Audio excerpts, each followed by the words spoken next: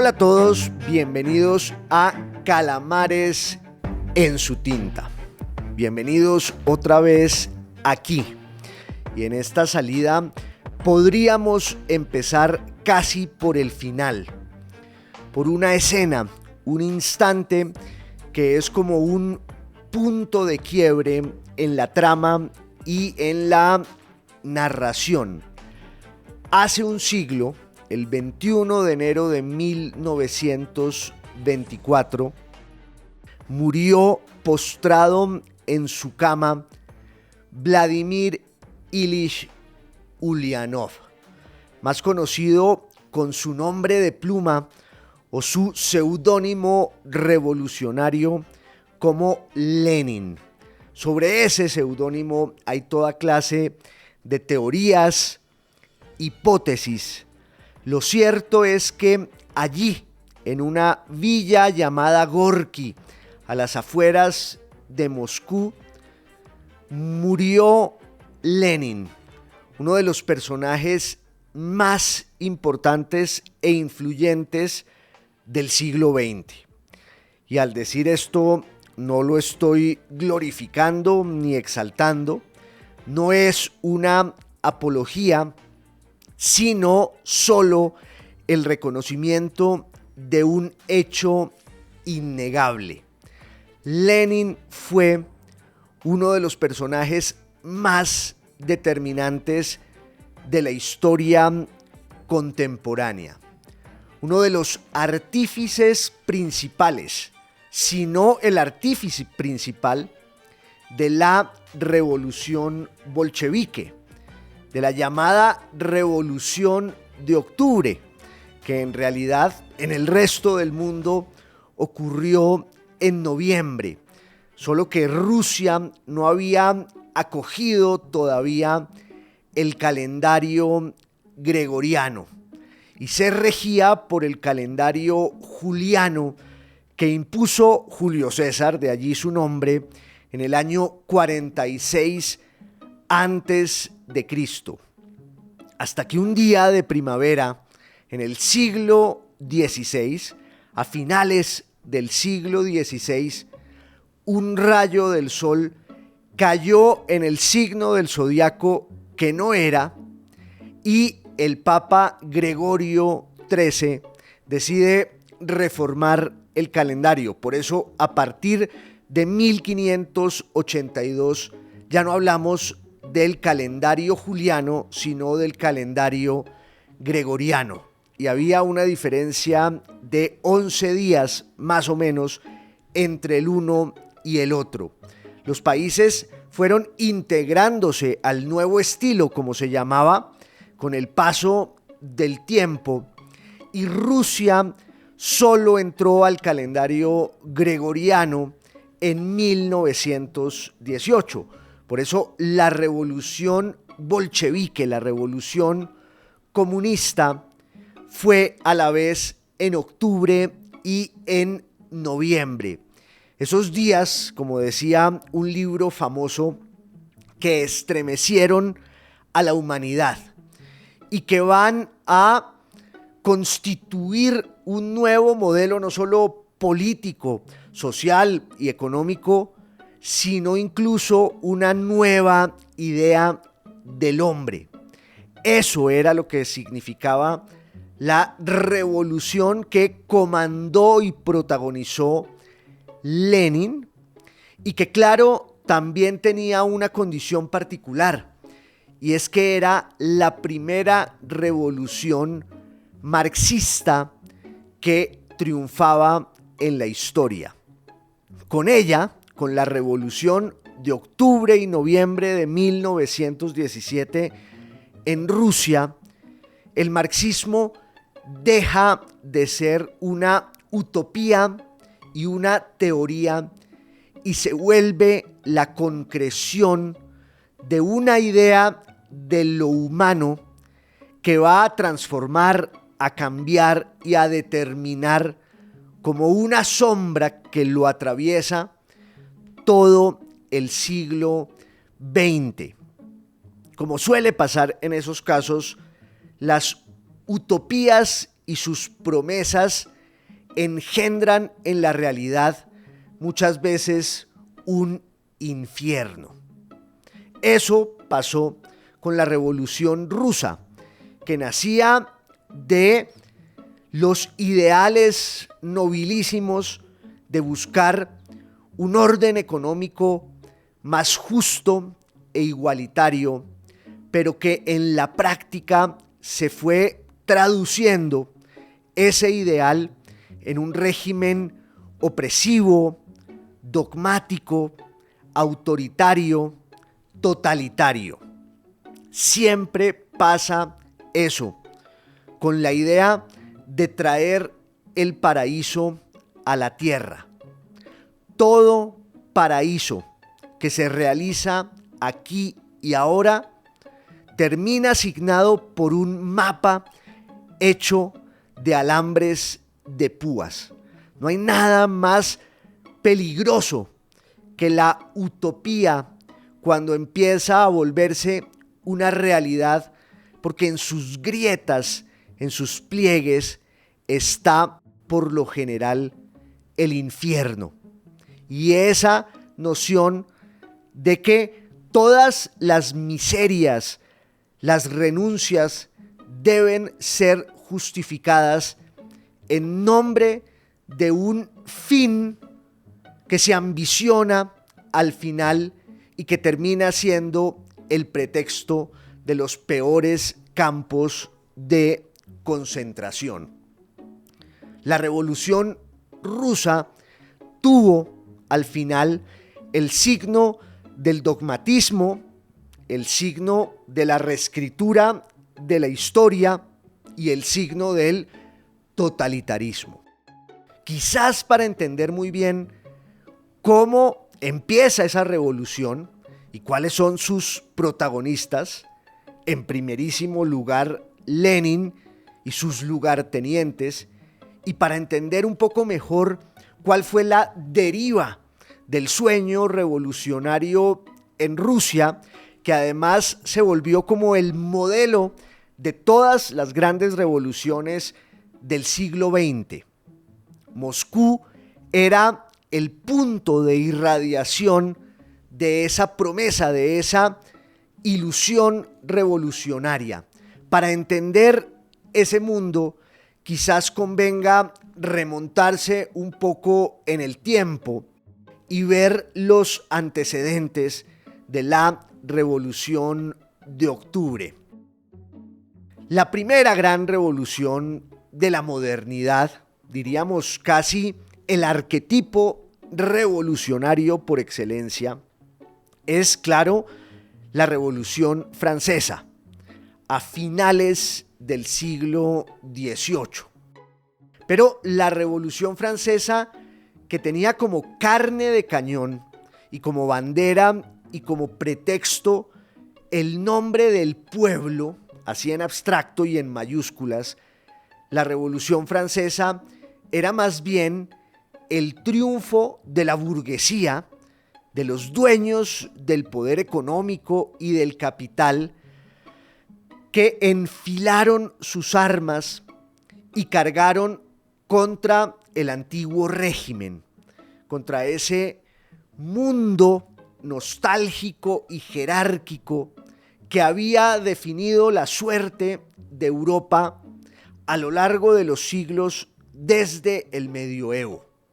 Ese era el antiguo régimen que se cae con el símbolo de la monarquía en la Revolución Francesa, pero los verdaderos artífices de la Revolución Francesa son, repito, los ricos, los burgueses, que tienen el dinero, que tienen en sus manos las riendas del sistema productivo, pero que no tienen la riqueza simbólica y todo el poder jurídico, social, que está del lado del antiguo régimen.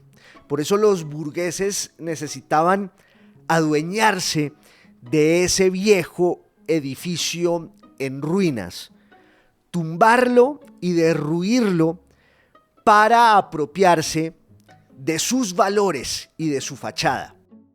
Incluso ese es el maridaje que de alguna manera va a oficiar Napoleón Bonaparte, que fusiona un poco las ruinas del antiguo régimen con el triunfo de esa revolución burguesa que al final del régimen napoleónico en 1815 va a entrar en una especie de bache y paréntesis, porque viene una reacción conservadora y viene la restauración de ese antiguo régimen que se había caído en el Congreso de Viena en 1814, en 1815. Sin embargo, el potro de la revolución ya era imparable. Ese río de lava que se había desatado desde 1789, nadie lo podía contener. Y cuando uno piensa en la historia de Europa, en la primera mitad del siglo XIX, lo que ve es ese juego de acciones y reacciones entre la nostalgia por el pasado y por el antiguo régimen y el triunfo cada vez mayor de los proyectos revolucionarios. En 1830, por ejemplo, volvió a haber una oleada revolucionaria en Europa y se daba allí, diríamos casi, un diálogo entre esas fuerzas en las que la burguesía se iba adueñando de la vieja estructura simbólica, narrativa, política, cultural del antiguo régimen con el que se va mimetizando. En otras palabras, la revolución a principios del siglo XIX era siempre una revolución de los burgueses, de los dueños del capital, los creadores de la riqueza y de la industria, y también los propiciadores del gran fenómeno de aquella época, que es la industrialización. La gran revolución industrial que había empezado a finales del siglo XVIII y que era un cambio radical de las formas de producir las cosas. Y era la suplantación de la fuerza de trabajo agrícola por cuenta de las nuevas tecnologías, los inventos que van apareciendo allí y que cambian la forma en que por lo menos Europa concibe su sistema productivo. La industrialización determina otro gran fenómeno que es la urbanización de Europa.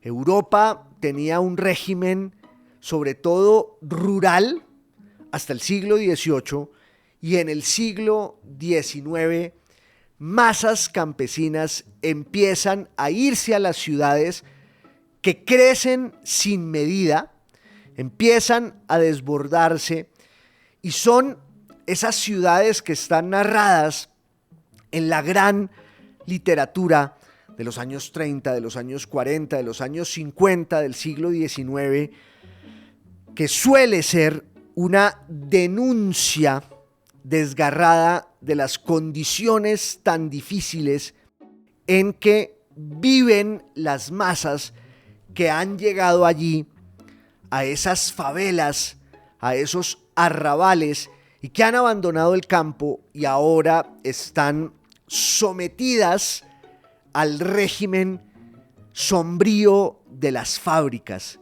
Es lo que nos cuenta sobre todo Charles Dickens, para mí el más grande, que en el siglo XIX señala como nadie los horrores y las miserias del mundo industrial, el alma de la gente teñida por el hollín de las fábricas. Y claro, quienes están allí se han proletarizado, se han vuelto obreros desposeídos, a los que muchos años después Víctor Hugo llamará los miserables. Fueron muchos de esos miserables, de esos proletarios, de esos pobres y desposeídos, envilecidos por la industria, los que van a participar en la Revolución de 1848. Ya hablamos aquí alguna vez en Calamares en su tinta de esa oleada revolucionaria de 1848 cuyos ecos llegan incluso a Colombia. Un poco tarde, eso sí. Recuerden esa frase de Guillermo Camacho Carrizosa que decía que Colombia es el país de la penúltima moda, en el que todos creemos estar a la última. Pero en 1848 hubo un brote de insatisfacción social en toda Europa. En Sicilia, en Francia, en Alemania, en Austria, en Bohemia, en Hungría. Allí donde uno mirara había un fermento de insatisfacción y de inquietud, por muchas razones y por muchas causas.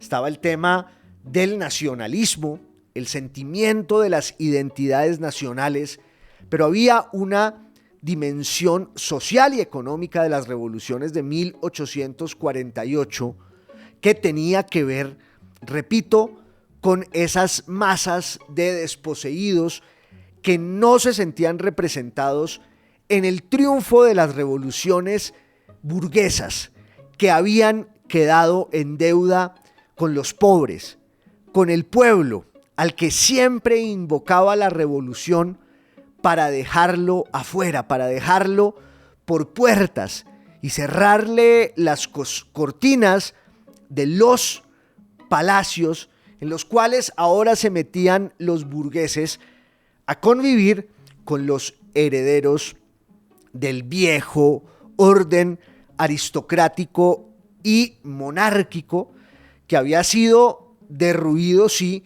pero que logró mimetizarse en los nuevos esquemas de un mundo revolucionario, como lo va a contar con maestría mucho tiempo después Giuseppe Tomasi di Lampedusa, el príncipe de Lampedusa, en esa novela brillante que se llama El gato pardo y que se ocupa justo de la revolución en Sicilia y cómo las élites allí, los aristócratas, logran servirse del discurso revolucionario para perpetuar sus privilegios. Lo cierto es que en ese contexto de las revoluciones de 1848 aparece un libro firmado por Karl Marx y Federico Engels que se llama El Manifiesto del Partido Comunista, cuya frase inicial es ya un tiro de salida, todo un programa. Un fantasma recorre Europa, el fantasma de la revolución. Marx era un filósofo que se había educado en las facultades de Derecho de varias universidades alemanas, pero que luego había hecho el tránsito hacia la filosofía. En 1845, Marx había dicho, a propósito de la obra de un filósofo social de la Alemania de su tiempo, de Feuerbach, Marx había dicho que a lo largo de la historia los filósofos se habían empeñado siempre en interpretar de muchas maneras el mundo, pero que había llegado el momento de cambiarlo y transformarlo. Ese era el caballo de batalla de este pensador brillante, agudísimo, que se había formado en la escuela de los discípulos de un gran filósofo alemán quizás el más célebre de aquel tiempo, que era Hegel, o como dicen los taxistas en la Ciudad de México, cuando uno les pide que lo lleven a la calle que lleva ese nombre de Hegel. Ah, sí señor, la calle Hegel. La filosofía de Hegel, o sobre todo la filosofía de Hegel, es claro, muy compleja. Y todavía hay hoy quienes gastan su vida entera tratando de descifrar todas las posibilidades que hay allí, en ese portento intelectual. Pero en lo que tiene que ver con la historia, Hegel creía que la historia no era solo un atado caótico y alocado e irracional de hechos y acontecimientos. No. Para Hegel, la historia tenía un propósito, tenía un sentido, tenía un fin y también quizás un final, un punto de llegada. Eso es lo que en últimas los expertos llaman la filosofía de la historia. En el caso de Hegel, él creía que la historia se va moviendo, va ocurriendo en pos de ese objetivo final, que es la libertad, a través de unas contradicciones, lo que muchos van a llamar la dialéctica. No quiero ahondar en pormenores y tecnicismos porque no es el caso, pero Marx se formó un poco en las fuentes del pensamiento de Hegel y sobre todo acudió a las lecciones de los discípulos más brillantes de Hegel y la escuela hegeliana. Y Marx estaba de acuerdo con ese esquema de pensar la historia como un relato que ocurre y avanza a golpe de contradicciones, la famosa dialéctica, tesis, antítesis y síntesis. Lo que pasa es que Marx estaba convencido de que la verdadera fuerza de la historia no era el espíritu, con letras mayúsculas, sino algo mucho más profundo que determina y signa la vida de la gente, que son las condiciones materiales y económicas. Esa realidad absoluta y tangible que marca el destino de cada quien desde que nace y que son las condiciones de su vida material y económica que marcan lo demás, lo que Hegel llamaba el espíritu, las ideas, las creencias religiosas, el pensamiento artístico, cultural, el derecho, todo aquello que creemos que en realidad es la vida y es la cultura, no es sino el reflejo de un sustrato mucho más concreto y determinante que, repito, son las condiciones materiales y económicas del individuo. Por eso, decía Marx, y de allí que su doctrina empezara a llamarse el materialismo dialéctico y luego el materialismo científico, porque Marx y Engels estaban persuadidos de que lo suyo no era una visión utópica e ideal de la realidad como las había habido muchísimas antes. No, lo de ellos era una propuesta rigurosa y científica. Y Marx creía que la revolución tenía que darse en ese contexto concreto, absoluto y determinante de la realidad económica. Si la revolución ocurría allí, en las formas y en los medios de producción, todo lo demás iba a reflejar esa transformación en la que el individuo debía libertarse de un orden social y económico terrible y opresivo que era el de la industrialización. Uno puede leer a la par las novelas de Dickens o de Víctor Hugo con los tratados filosóficos y económicos de Marx y Engels, y allí encuentra esa descripción que, según Marx, iba, como en el caso del pensamiento de Hegel, hacia un lugar concreto. En el caso de Marx, tenía que darse una revolución en el seno del capitalismo y sus injusticias inaceptables y contradicciones.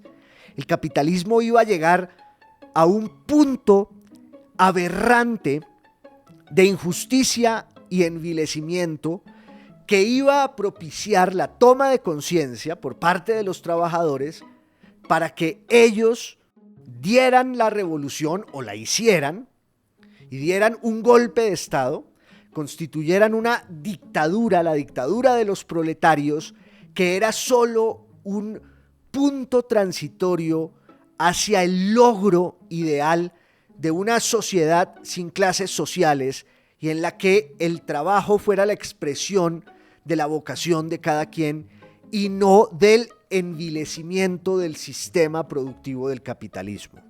Esto, obvio, en resumen y en teoría. Ha habido muchos que señalan un rasgo de la filosofía marxista, que es su visión profética, inspirada un poco en Hegel y en la idea esa de que la historia tiene un orden y tiene un propósito y va hacia algún lado, pero también quizás en el ancestro judío de Marx. Marx era un descreído. Su padre ya se había convertido del judaísmo al protestantismo, pero como el judaísmo es también una tradición intelectual y cultural irrenunciable, no son pocos los que señalan en Marx varios rasgos del pensamiento judío. Por ejemplo, la idea profética. Eso se llama el determinismo. La idea de que el mundo va hacia algún lado de manera inevitable. Y en la teoría revolucionaria de Marx, la clave era el determinismo. ¿Hacia dónde va la sociedad? Y en esa teoría se habían prescrito los pasos que iban a llevar a la liberación del proletariado y por ese camino a la liberación de la sociedad. Y también la idea esa de un pueblo elegido.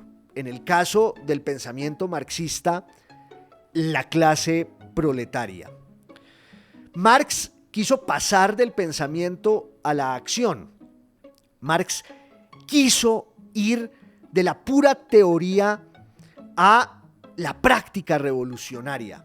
Junto con Engels, al que conoce en los años 40 y del que se hace amigo para siempre, entre otras, Engels venía de una familia industrial muy rica y terminó manteniendo a Marx buena parte de su vida en ese periplo traumático de los dos, yendo de ciudad en ciudad con la agitación de la revolución. Ambos querían que los trabajadores hicieran una revolución en Berlín, en Bruselas, en París, en Londres, que se unieran. Además había un fermento de muchas doctrinas revolucionarias, no solo la de Marx. Empezaba a surgir también el anarquismo y otras versiones del socialismo que no tenían ese arraigo en el pensamiento económico que Marx sí les impuso a sus textos. Lo cierto es que en Occidente, en la Europa occidental industrializada, que era la que retrataba y reflejaba con gran agudeza Marx en sus textos proféticos, pues esa profecía realmente no se cumplió jamás.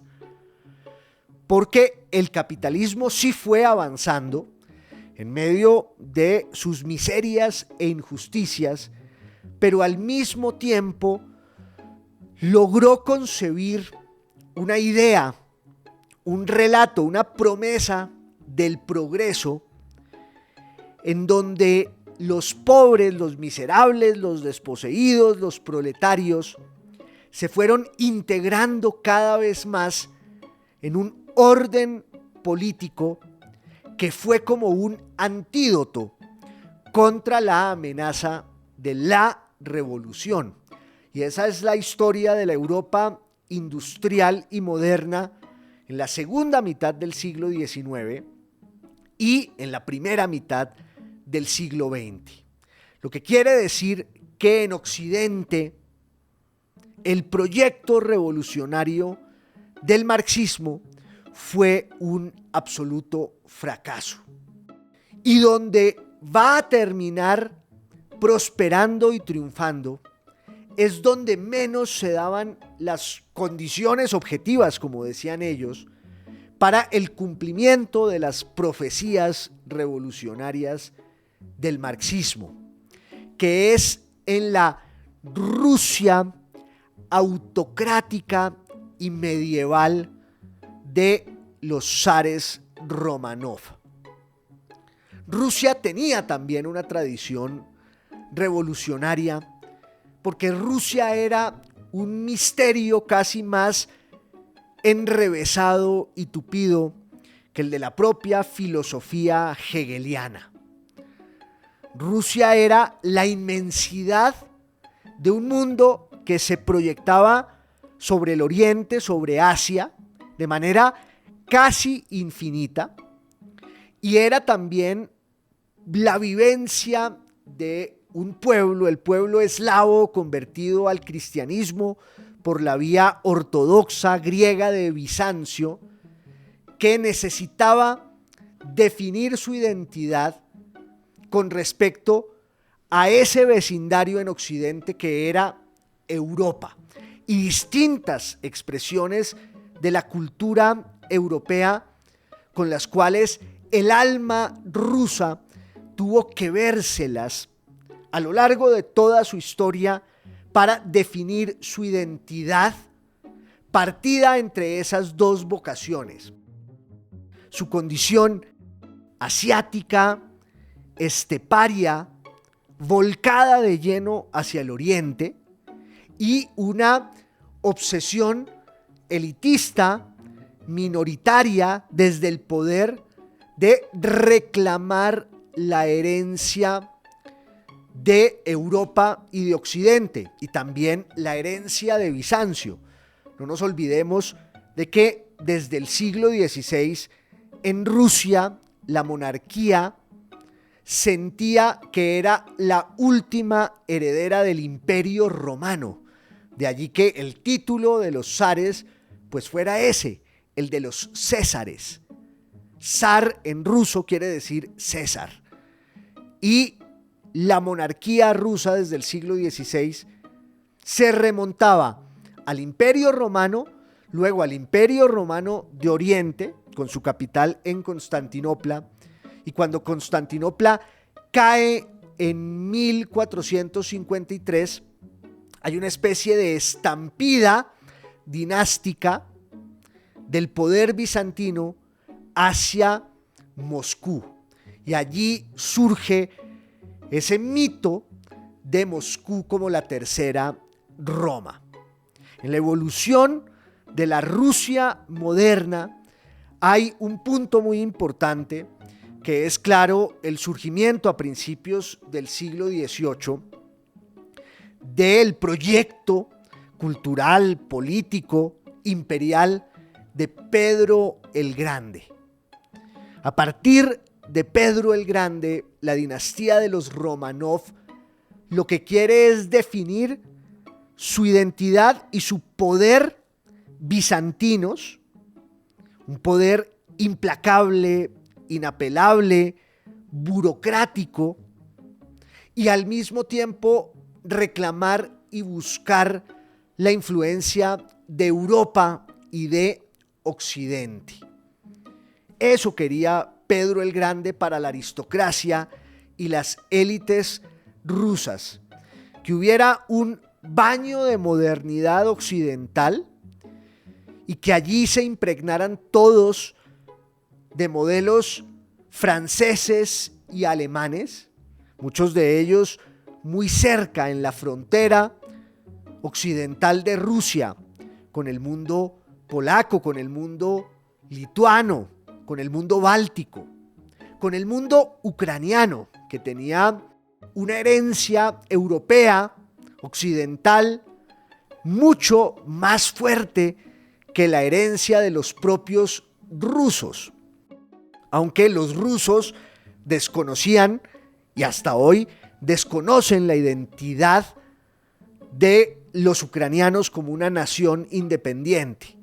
De suerte que Rusia era todo este enjambre complejísimo de pueblos, de identidades, un territorio infinito hacia el oriente y un poder desde el centro y desde la monarquía implacable, autocrático, de inspiración divina. En el siglo XIX, Rusia va a evolucionar con esos lastres y con esa tradición, y va a ver cómo surgen allí también varios intentos revolucionarios y liberalizantes.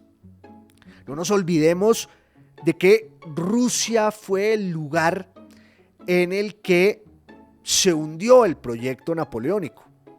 En la invasión fallida de 1812 y 1813, los ejércitos franceses van con todo el aire de la Revolución Francesa impregnado en su piel, y eso sirve también para ahondar en esas corrientes dentro de Rusia que buscan que haya un grado mayor de occidentalización y por ese camino de liberalismo y de apertura. Y siempre había esa contradicción en los zares. Apertura, liberalización, pero el mantenimiento de una doctrina cerrada, jerárquica, burocrática, implacable, inspirada sobre todo en principios religiosos. En la segunda mitad del siglo XIX, Rusia además está definiendo su lugar en el mundo y está definiendo su lugar en Europa y en el complejísimo ajedrez de los poderes imperiales y coloniales que se han levantado en la historia europea en la modernidad.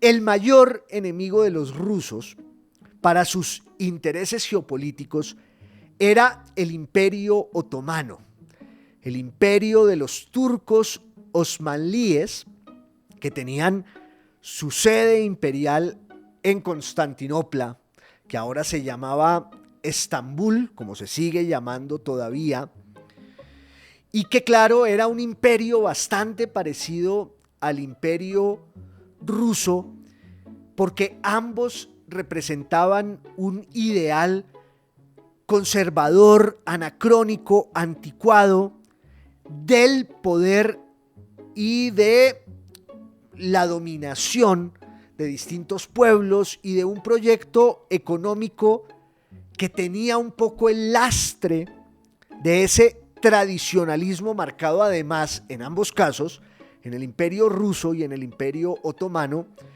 por un espíritu confesional y muy religioso. En el caso del imperio ruso, la vigencia y la influencia de la religión ortodoxa. Y en el caso del imperio otomano, la religión islámica. Pero eran dos imperios que se asomaban el uno frente al otro como si estuvieran de verdad ante un espejo. Y había una zona de confrontación entre esos dos imperios en la segunda mitad del siglo XIX que eran los Balcanes, arriba de la península griega, de la península helénica, porque en los Balcanes había pueblos eslavos y cristianos que de alguna manera invocaban la protección y la sombra de la ortodoxia rusa. Había dos versiones de la ortodoxia en términos religiosos. Una que era la ortodoxia griega, originaria, que se mantuvo allí en la identidad nacional de los griegos, y otra, la ortodoxia eslava, que era la misma fe cristiana, solo que los eslavos habían sido evangelizados por los griegos. Tanto que en el siglo IX, los evangelizadores griegos que fueron al mundo eslavo tuvieron que inventarse un sistema de escritura para poder catequizar y evangelizar a los bárbaros eslavos, y entonces van surgiendo esos alfabetos de los pueblos eslavos de inspiración griega. Acordémonos de esos dos monjes del siglo IX y el siglo X que protagonizan esa proeza de la evangelización de los pueblos eslavos, Cirilio y Metodio. De allí que el alfabeto de esos pueblos eslavos de inspiración griega se llame todavía hoy, esa escritura, el cirílico. Pero con el paso del tiempo, pues la ortodoxia eslava se va volviendo más fuerte, sobre todo con el surgimiento del Imperio ruso, entre el siglo XVII y el siglo XVIII. Y a partir del siglo XVIII, primero con Pedro el Grande y luego con Catalina de Rusia, a finales del siglo XVIII, ese imperio es uno de los más grandes de la tierra, en términos demográficos, en términos territoriales y también en términos políticos, militares y económicos. Insisto, el gran enemigo del imperio ruso es el imperio otomano, el imperio turco. Pero también, obviamente, los rusos empiezan a calibrar todas sus fuerzas en ese frágil ajedrez por el que se mueven a hurtadillas, y van surgiendo dentro del imperio ruso pues toda clase de corrientes intelectuales en la segunda mitad del siglo XIX que buscan una profundización de las pocas reformas que se han dado en el régimen zarista. Rusia perdió una guerra internacional en 1856, la Guerra de Crimea, en la que se enfrentó contra la Gran Bretaña, contra Francia, contra la Cerdeña y contra el Imperio Turco, porque los rusos querían dominar todo el Mar Negro, por supuesto la península de Crimea, y adueñarse además de la suerte y el destino de los pueblos balcánicos que eran cristianos, que eran eslavos y que, como dije antes, invocaban la sombra y la protección del imperio ruso. Pero esos territorios, esos pueblos de los Balcanes estaban en su gran mayoría bajo la dominación turca, bajo la dominación islámica, bajo la dominación otomana. Ahí había una confrontación sin límite, sin freno, entre el imperio ruso y el imperio turco. La guerra de Crimea la van a perder los rusos. Es una guerra que la empieza el zar Nicolás I y luego la va a continuar su hijo. Y cuando la pierde, se ve conminado, obligado casi a hacer algunas transformaciones que son flor de un día, porque el zarismo, de manera muy torpe, y eso se verá luego con la historia de la Revolución Rusa, va a apuntalar su poder autocrático. Luego, en la década de los 70, Rusia vuelve a la carga y logra derrotar a los turcos en 1878, pero al final siempre ese imperio está lastrado por la carga de una visión del mundo completamente anacrónica, inspirada en principios y en realidades medievales. Y esa fue la Rusia en la que empiezan a filtrarse las ideas del anarquismo, las ideas del marxismo, las ideas de la revolución. Cada vez más en las élites intelectuales, sobre todo en esa legión de perseguidos y defenestrados que se iban al exilio en Suiza, en Alemania, en Francia, muchos de ellos que eran corresponsales de sus familiares y sus amigos que se habían quedado en Rusia, empiezan a mandar libros que alimentan una visión de las cosas en la que Rusia debe cambiar y debe cambiar de manera fundamental. Pero claro, el régimen zarista aplasta cualquier intento de cambio y de transformación, hasta que muchas circunstancias de la historia pues fueron forjando el camino de esa revolución de octubre, de la que vamos a hablar en nuestro próximo episodio, en nuestra próxima salida. Ustedes saben que cada salida es un tema distinto, pero en este caso el tema es tan grande y tan largo que va a ser inevitable que hablemos de él la próxima vez aquí en Calamares en su tinta, que ustedes saben que es radio, es podcast y es video podcast. Quedamos aquí en puntos suspensivos.